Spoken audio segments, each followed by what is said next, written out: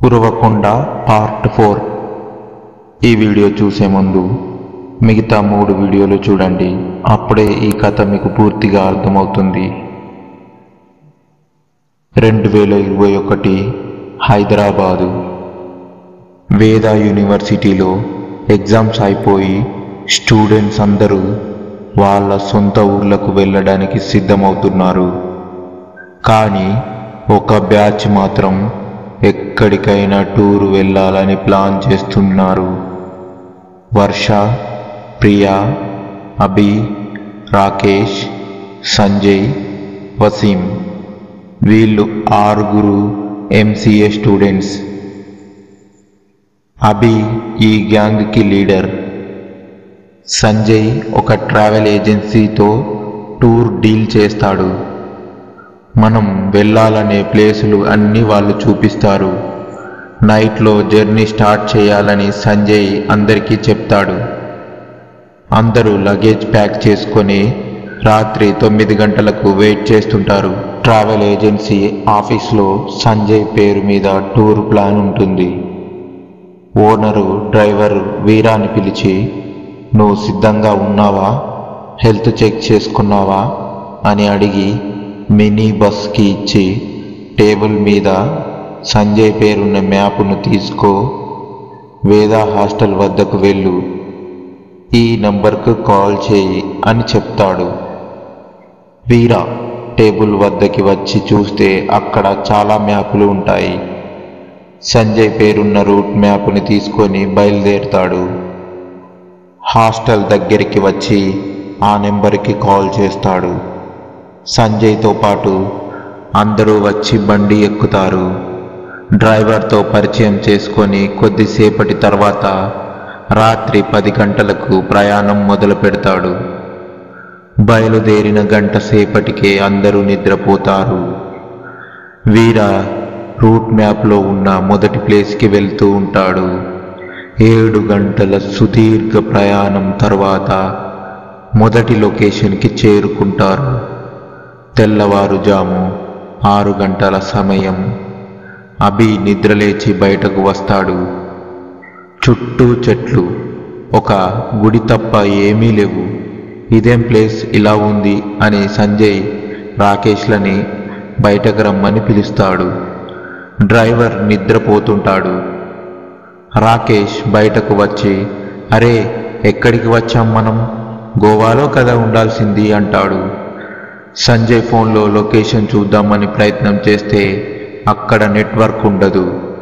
వెంటనే డ్రైవర్ని లేపుతాడు. "వీరా, మనం ఎక్కడికి వచ్చాము ఇప్పుడు? గోవా కదా వెళ్ళాలి" అంటాడు అభి. "గోవానా? మీ రూట్ మ్యాప్లో అది లేదే, చూడండి" అని మ్యాప్ ఇస్తాడు. అభి, "అందులో ఉన్న ప్లేసులు మీరు అనుకున్న ప్లేస్లకు సంబంధమే లేదు. మ్యాప్ తిప్పి పేరు చెక్ చేస్తే సంజయ్ రెడ్డి అని ఉంటుంది. డ్రైవర్కి చూపిస్తే ఎక్కడో పొరపాటు జరిగింది సార్, ఇది నాగుల కోన" అంటూ కంగారు పడతాడు. అందరూ బయటకు వచ్చి చలిమంట వేస్తారు. ఇప్పుడు ఎలా చేద్దామని అభి ఇంకా అందరూ ఆలోచిస్తుంటారు. మనం చూడాలనుకున్న అన్ని ప్లేసులు అందరూ చూసేశాం. ఈ మ్యాప్లో ఉన్న ప్లేస్ మనం ఎప్పుడు చూడనివి కదా, ట్రై చేద్దాం ఒకసారి అంటుంది వర్ష. రాకేష్ కూడా, "వెళ్దాం రా, కొత్త ప్లేసే కదా మనకి" అంటాడు. అభి మ్యాప్ తీసుకొని ఒక్కొక్కటి చూస్తూ అన్ని పురాతన దేవాలయాలు ఇంకా పాతబడిన కోటలు మాత్రమే ఉన్నాయి. వీటి గురించి మనకి ఏమీ తెలియదు. అక్కడ మనం ఎటువంటి సమస్యలు ఎదుర్కోవాలో ఏమో. మ్యాప్లో ఉన్న ప్లేసులకి 7 గంటలకి సిద్ధ అనే వ్యక్తి మనతో కలుస్తాడు అని ఇక్కడ ఉంది. ఎవరు వస్తారు ఇక్కడికి? ఇదంతా చూస్తుంటే తేడాగా ఉందిరా అంటాడు అభి. "ఎందుకు అలా ఆలోచిస్తావు? టేక్ ఇట్ ఈజీ బ్రో" అంటుంది ప్రియా. అందరూ మాట్లాడుకుంటూ ఉంటారు. ఇంతలో అక్కడికి గుడి లోపల నుండి సాధువు వేషంలో ఉన్న సిద్ధ అక్కడికి వస్తాడు.